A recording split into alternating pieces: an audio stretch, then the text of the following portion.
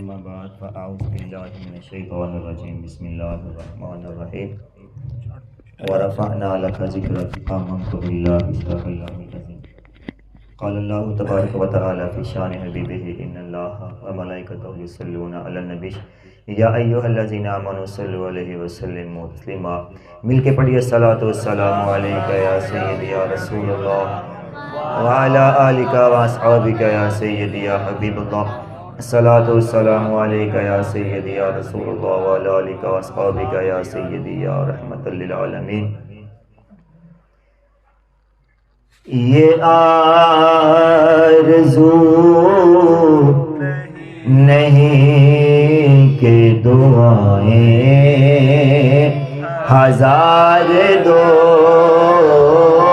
یہ آرزو نہیں کہ دعائیں ہزار دو، پڑھ کے نبی کی نعت لحد میں۔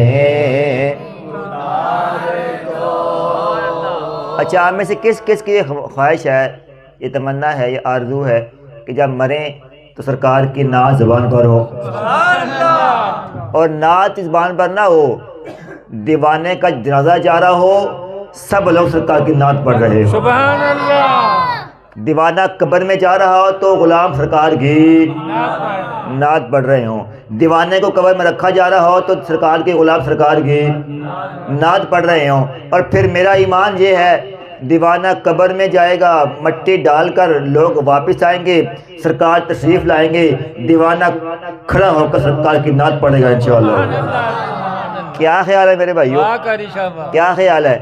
ایسا انشاءاللہ ہوگا، انشاءاللہ ہوگا۔ ہمیں اپنے آپ پہ یقین نہیں ہے، سرکار پہ یقین ہے کامل الحمدللہ۔ ہمارے اعمال کی بنیاد پہ نہیں، سرکار کی محبت کی بنیاد پہ موجود۔ اس لیے پڑھیں، پڑھ کے نبی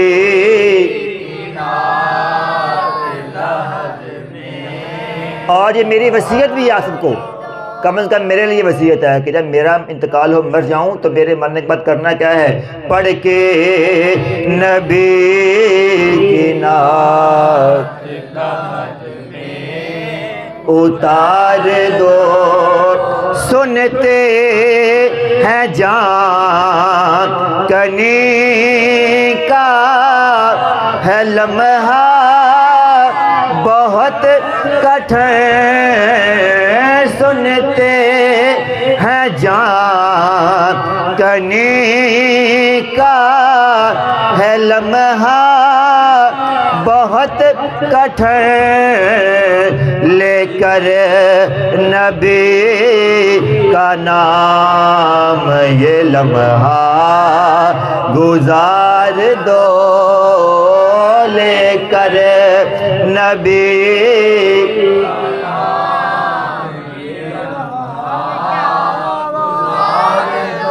میرے کریم، میں تیرے در کا فقیر ہوں، میرے کریم، میں تیرے در کا فقیر ہوں، اپنے کرم کی بھیک مجھے بار بار دو، اپنے کرم کی بھیک مجھے بار بار دو، یہ جان بھی ظہور نبی کے طفیل ہے، یہ جان بھی ظہور نبی کے طفیل ہے، اس جان کو حضور کے قدموں پہ وار دو۔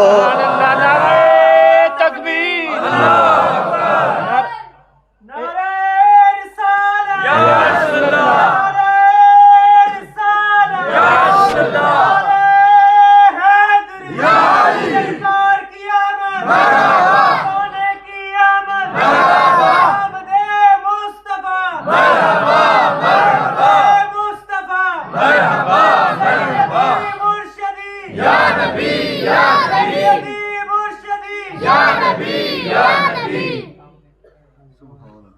خان صاحب نے ماشاءاللہ بڑی بہترین باتیں کی.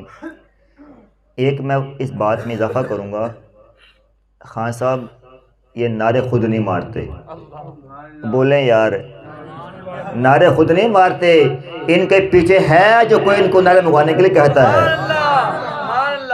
نعرے کوئی خود نہیں مارتا، یقین کریں میری بات یاد رکھیں، کوئی کسی کے نعرے خود نہیں مارتا، اور نہ کوئی سیاسی فائدہ نہ کوئی معاشی فائدہ، کوئی بینیفٹ نہیں ہے. سرکار جو ہیں، سرکار اپنے اپنے غلاموں کو، میں نے کل ہی خان صاحب کو عرض کیا، میں خان صاحب ہر بندے کی ڈیوٹی ہوتی ہے، ہر بندے کی ایک ذمہ داری ہوتی ہے، جس کی ہماری ذمہ داری پتہ کیا ہے کہ ہم نے کام کرنا ہے. اور بعض کا ذمہ ہے کام کرنا، بعض کا ذمہ ہے کام کو دیکھنا، بعض کا ذمہ ہے کام کو سنبھالنا. ہمارے ہاں ہماری بہنوں بیٹیوں کی ذمہ داری کیا ہے کہ وہ کام کرتی ہیں، کھانا بناتی ہیں، ہم کھانا کھاتے ہیں، ہم کھانا کھاتے ہیں. بعض کا ذمہ ہے کھانا بنانا اور بعض کا ذمہ ہے کھانا کھانا. تو کھانا بنانے والے بھی گھر کا حصہ ہوتے ہیں اور کھانے والے بھی گھر کا حصہ ہوتے ہیں. اگر کھانا بنانے والوں کو گھر سے باہر نکال دیں تو گھر قائم نہیں رہتا، اور کھانا کھانے والے گھر میں نہ رہیں تو پھر بھی کام چلتا نہیں. تو کھانا کھانے والے اپنا کام کریں، بنانے والے اپنا کام کریں. کیا خیال ہے؟ سرکار کے صحابی تھے، نام تھا اسود. کیا نام تھا؟ بولیے کیا نام تھا؟ اسود عربی زبان میں کہتے ہیں جس کا رنگ کالا ہوتا ہے، سیاہ رنگ کا. ان کا رنگ تھوڑا پکا تھا، رنگ ذرا کالا تھا. سرکار بیٹھے ہوئے تھے تو آپ اس سے مزاح فرمایا کرتے تھے. تو آپ نے مزاحاً کہا، اسود نکاح کیوں نہیں کرتے؟ اسود شادی کیوں نہیں کرتے؟ نکاح کیوں نہیں کرتے؟ آپ نے بات عطا فرمائی. کچھ لمحوں کے بعد آپ نے پھر دیکھا کہ وہ صحابی رو رہے ہیں، ان کی آنکھوں میں آنسو ہیں، وہ رو رہے ہیں. سرکار نے پوچھا، اسود ہمارے ہوتے آنکھوں میں آنسو کیسے ہیں؟ بتاؤ کیا مسئلہ ہے؟ کس بات نے غمگین کر دیا آپ کو؟ کس بات نے آپ کو دکھی کر دیا ہے؟ آپ کی آنکھوں میں آنسو آ گئے. تو عرض کیا، حضور آپ نے فرمایا کہ نکاح کر لو. میں غریب آدمی ہوں، مزدور آدمی ہوں، نہ میرے پاس پیسے ہیں، نہ مال ہے، نہ دولت ہے، نہ زمین ہے، نہ جائیداد ہے، نہ شکل ہے، نہ صورت ہے، نہ رنگ ہے، نہ جوانی ہے. مدینے کے لوگ بڑے خوبصورت ہیں، بڑے حسین ہیں، یہ انصار مدینہ بڑے پیارے ہیں، مالدار بھی ہیں، زمینیں بھی ہیں، جائیداد بھی ہے، جوانیاں بھی ہیں، خاندان بھی ہے، سب کچھ ہے. یہ جتنے پیارے ہیں، جتنے حسین ہیں، خوبصورت بھی ہیں، مالدار بھی ہے، خاندان بھی ہے، سب کچھ ہے. میرے پاس خاندان بھی نہیں ہے، مال بھی نہیں ہے، زمین بھی نہیں ہے، جائیداد بھی نہیں ہے. حضور میں نے کئی بار کئی افراد کو نکاح کا پیغام دیا ہے، لوگ انکار کر دیتے ہیں، لوگ انکار کر دیتے ہیں. ہمارے ہاں بھی چلتا ہے کہ شکل دیکھی جاتی ہے اور ظاہر دیکھا جاتا ہے. میرے کریم نے فرمایا جب نکاح کرو نا تو سب سے پہلے دین دیکھا کرو. کیا دیکھا کرو؟ دین دیکھا کرو کہ بندہ دیندار ہے کہ نہیں، رزق حلال کماتا ہے کہ نہیں کماتا. اور ہماری بہنوں کا بیٹوں کا بھی حق ہے، جب کہ اپنے بھائی کے لیے، اپنے بیٹے کے لیے جب جایا دیکھنے کے لیے یہ خیال کیا کریں میرے گھر میں میری بہنیں بیٹھی ہوئی ہیں. کبھی سوچا ہے آپ نے ایک رات جب آپ کسی کو جا کے دیکھ کے آتے ہیں، شام کو فون کرتے ہیں ہمیں آپ کی بیٹی پسند نہیں ہے، ہم نکاح نہیں کریں گے، کبھی سوچیں اس بیٹی پہ رات کس طرح گزرتی ہے. وہ سوچتی ہے میرے مالک میرے میں کیا کمی تھی، رات کو آخری پیر سوچتی ہے مالک میرے میں کیا کمی ہے، میرا قد بھی ٹھیک ہے، میں اچھا بولتی ہوں، شکل بھی ٹھیک ہے.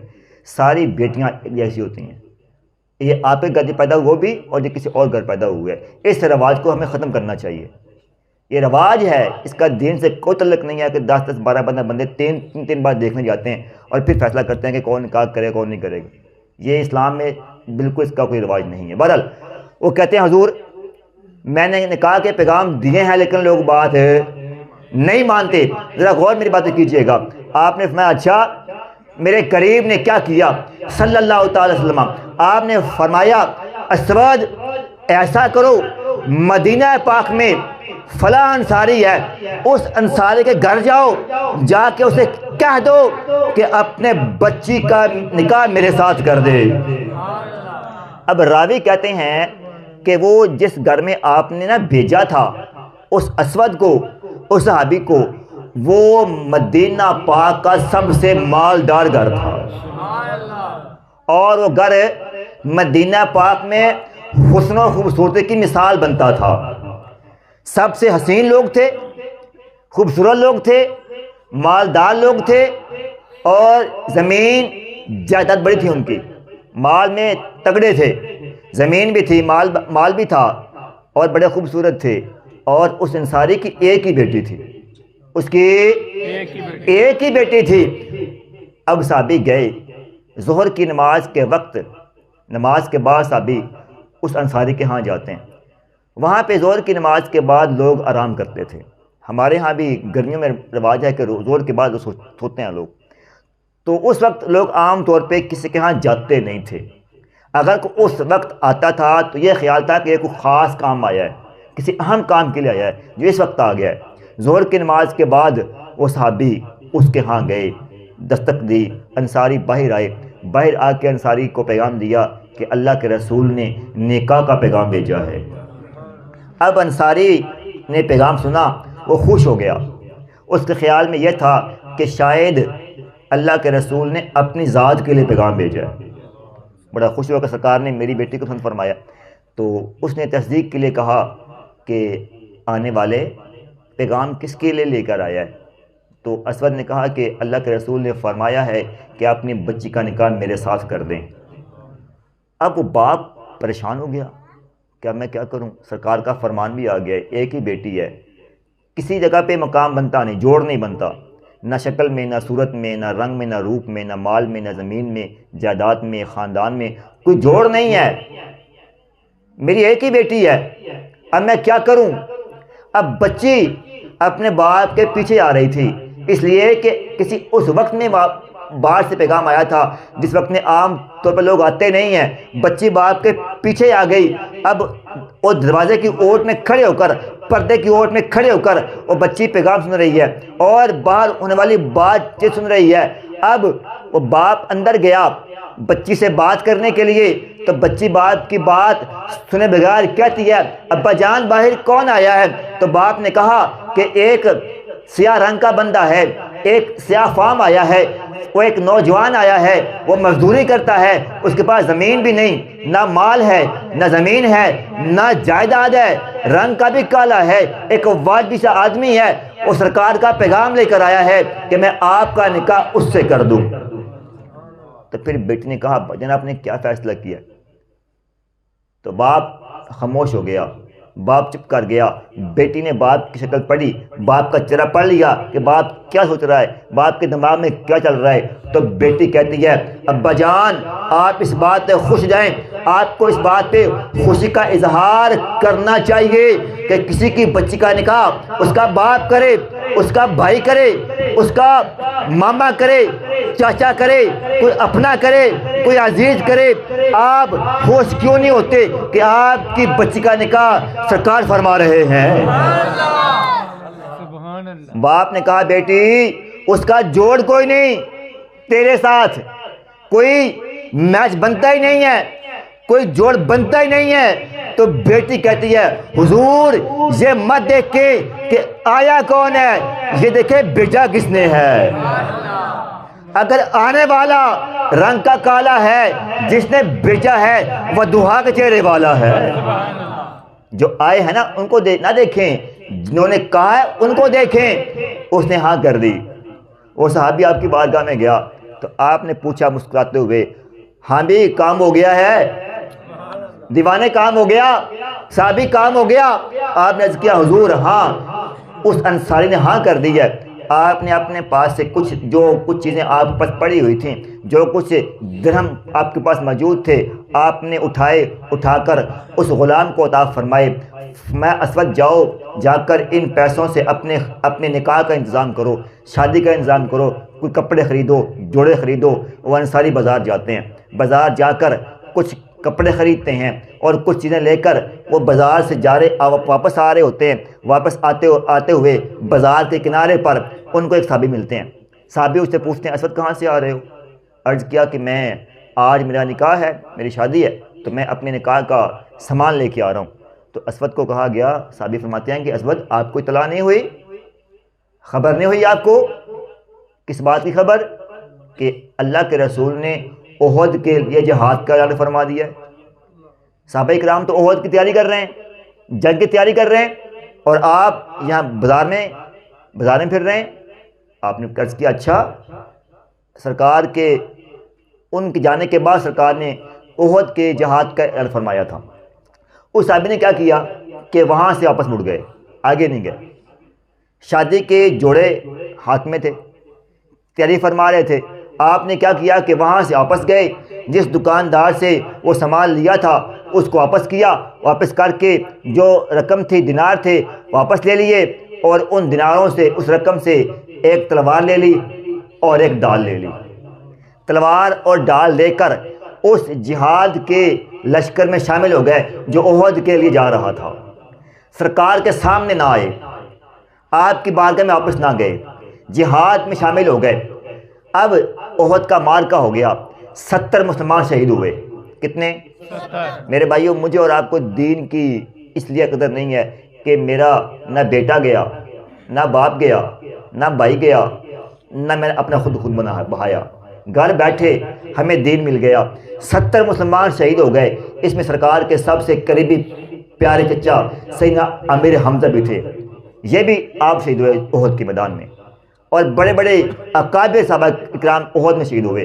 70 صحابہ اکرام نے اس جو جنگ میں شہادت کا مقام پایا، مسلمان جنگ جیت گئے۔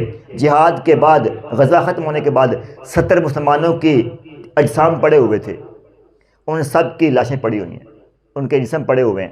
سرکار ایک ایک غلام کے پاس آ رہے ہیں، ایک ایک کے قریب جا رہے ہیں، اور ایک ایک کو دیکھتے ہیں اور اس کے بارے میں کلمات عطا فرماتے ہیں، تعریف کرتے ہیں، ان کے بارے میں کلمات کہتے ہیں۔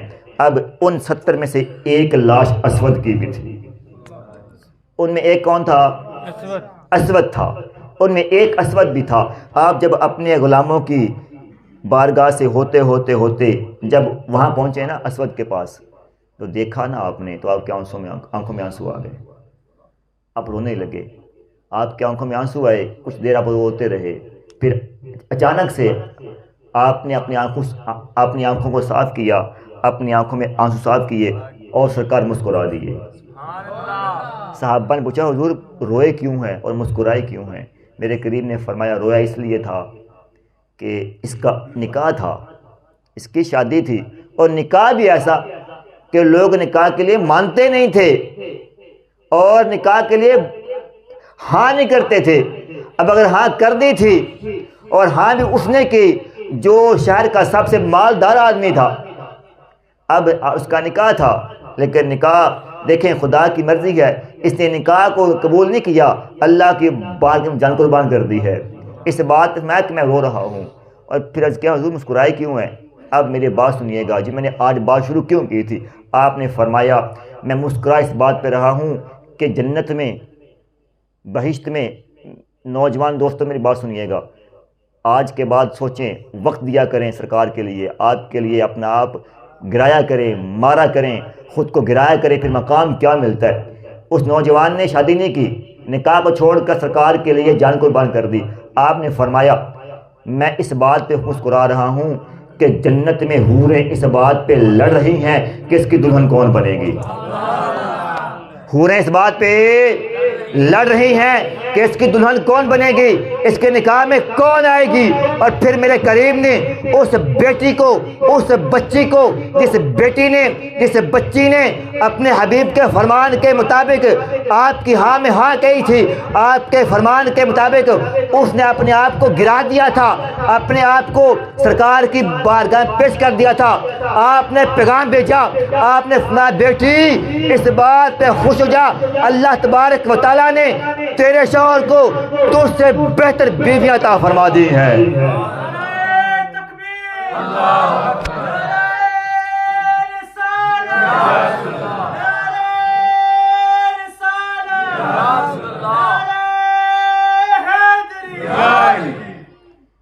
سرکار کے لیے جان دیں تو حوریں استقبال کریں گے انشاءاللہ العزیز۔ سرکار کے لیے جان دیں تو حوریں لڑیں گے اس بات پہ کہ اس کی بیوی کون بنے گی، اس کی خادمہ کون بنے گی۔ سرکار کے لیے جان دیں، فرشتے آ کر آپ کا استقبال کریں گے انشاءاللہ العزیز۔ سرکار کے لیے جان دیں، یہ موت کا فرشتہ جس سے دنیا ڈرتی ہے، لوگ جس سے خوف کھاتے ہیں، وہ آپ کو جب سرکار کے دیوانے کی وہ روح قبض کرے گا نا، تو عقیدہ یہ ہونا چاہیے کہ وہ موت کا فرشتہ بھی کیا رہا ہوگا، الصلاۃ والسلام علیک یا رسول اللہ، سرکار پہ درود پڑھ کر آپ جان نکالے گا۔ اس لیے جو سرکار کے نام پہ جان دیتے ہیں، سرکار کے نام پہ مرتے ہیں، سرکار کے نام پہ وقت دیتے ہیں، یا جان تو بڑی عظیم چیز ہے، جان تو بہت بڑی شے ہے۔ جو بندہ صرف سرکار کے نام پر ہلکا پھلکا کام بھی کر جائے نا، سرکار تو اس کو بھی نماز دیتے ہیں، اس کو بھی عطا فرما دیتے ہیں۔ اس لیے آج یہ خان صاحب کا دیکھ لیں، ان کا نام ہم آج تک اس لیے لیتے ہیں کہ یہ سرکار کے دیوانے تھے۔ خان صاحب جو نعرے مارتے ہیں، کیوں مارتے ہیں؟ اس لیے کہ جنہوں نے کام سرکار کی خاطر کیا ہوا نا، سرکار اپنے غلاموں کو زندہ رکھتے ہیں الحمدللہ۔ ان کا نام جب تک ہم زندہ ہیں، جب تک ہماری نسلیں زندہ ہیں، جب تک یہ دنیا قائم ہے، سرکار کے دیوانوں کو لوگ اس طرح یاد کرتے رہیں گے۔ اللہ کی بارگاہ میں دعا ہے کہ مولا کریم مجھے اور آپ کو دین سمجھنے اور دین پر عمل کی توفیق عطا فرمائے، آمین۔